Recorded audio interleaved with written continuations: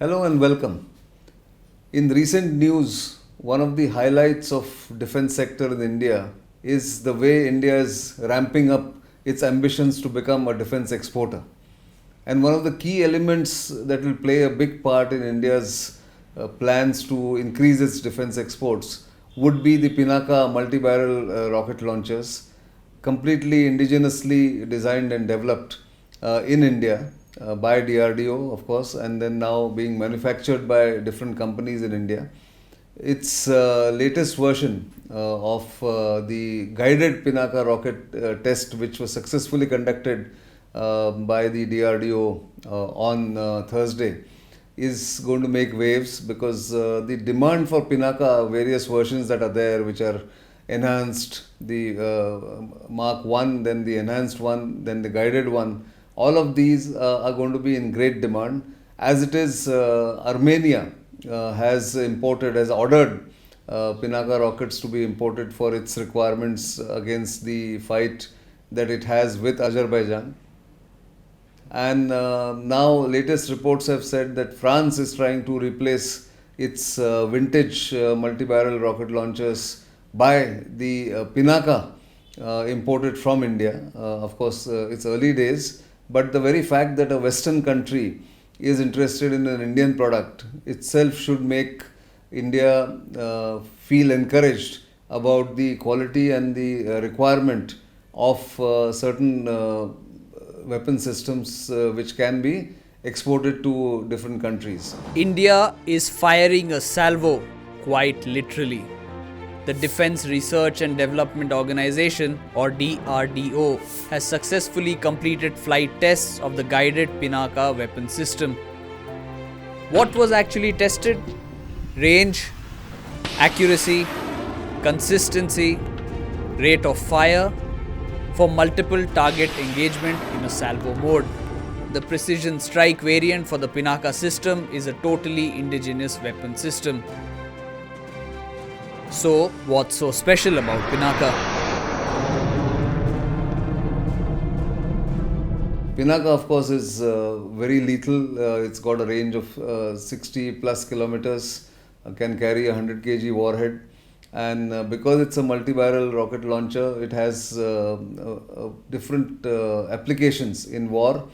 Because something that is not exactly a missile, not a long-range requirement, Pinaka can bring lethal firepower for land forces whenever required. And the Indian Army's experience with Pinaka has been extremely good. So it's good news for Indian arms exports. And of course, the manufacturers in India, there are at least 2 or 3 different companies which are involved in this, apart from the DRDO design, like I mentioned. This also tells us that how India's ambition to become one of the key players in defense exports is taking a momentum. If you see figures from say 2016 to now, the Indian exports have risen exponentially, and the government's target for $5 billion of defense exports from India by 2025 is nearing its achievement. Nearly the initial target in Indian rupees was about 35,000 crores when it was set in 2020. Within 5 years, they wanted to achieve that. Now that the dollar value has gone up, maybe that will be achieved earlier.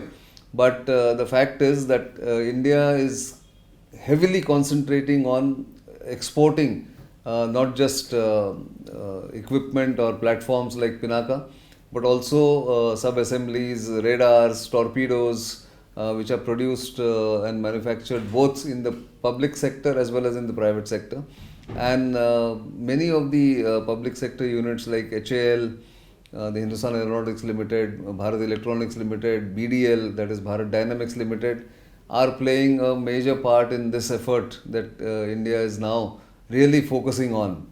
In the private sector, companies like L&T, Larsen and Toubro, Solar or Economic Exclusives Limited, Tatas, Mahindras, all of the, and Bharat Forge are of course doing a lot of effort for exporting their products to countries in Africa, in Southeast Asia, and of course, Armenia has placed big orders on many of these Indian companies. So clearly, this is good news for the Indian defense sector, because in India, of course, there is only one customer, the Indian Armed Forces.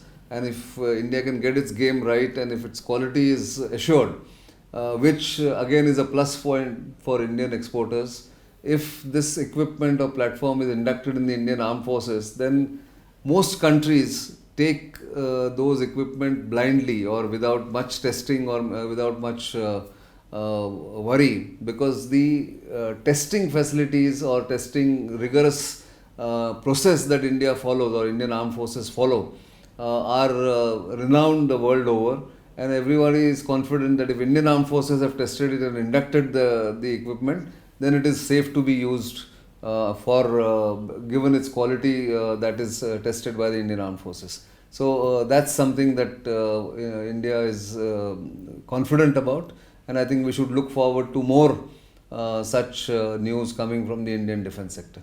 I am Nitin Gokhale.